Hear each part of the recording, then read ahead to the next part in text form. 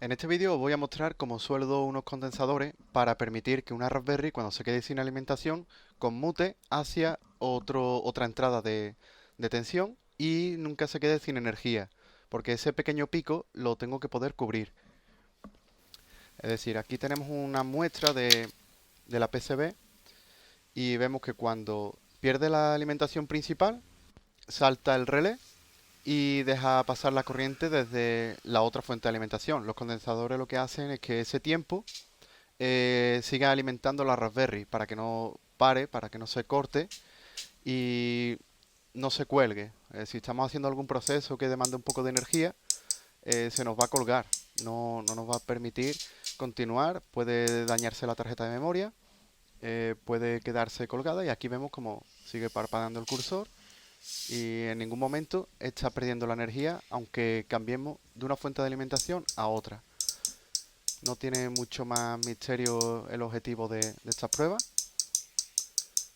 Vamos a ver así rápidamente cómo lo he soldado, no tiene mucho misterio.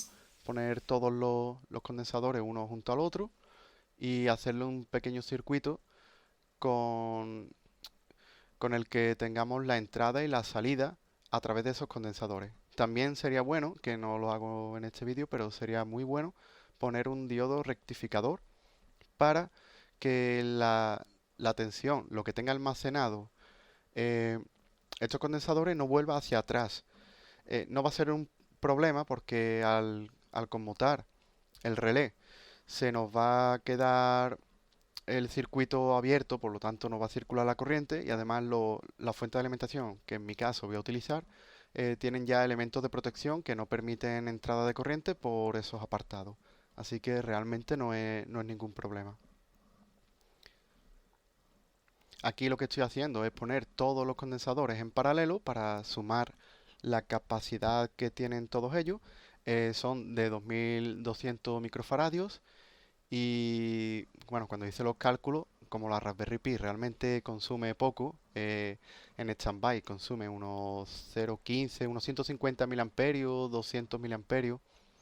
Es cierto que si le conectamos más cosas como pantallas o no sé, una cámara, nos va a consumir algo más. Es decir, va a consumir lo que consume de base más los elementos, lo que consuman los elementos que le añadamos. Entonces, eso lo tenemos que calcular. Yo como la voy a tener con una estación meteorológica y unas pantallas, calculado que me debería bastar en situaciones normales.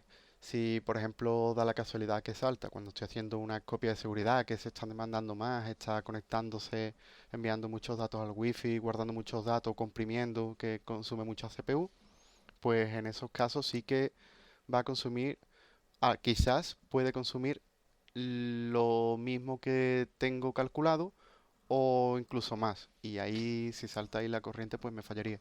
Pero como son situaciones puntuales que no se van a dar normalmente, pues he decidido no tenerlo en cuenta para reducir los elementos que pongo y simplificar un poco el circuito. Vale, aquí os pongo un pequeño ejemplo del proyecto para el que voy a utilizar estos condensadores. Son una serie de pantallas de 7 segmentos y una pantalla LCD de 16x2 con un hub USB al que le doy el Wi-Fi y Bluetooth. Pues esta Raspberry es una Raspberry Pi 0 de la antigua y no lo tenía, así que me hacía falta y en lugar de comprar una nueva que las tengo, pero para otros proyectos, pues he decidido reutilizar apartitos viejos que tenía y no me interesa que se apague nunca, así que esta es la solución que he decidido tener en cuenta.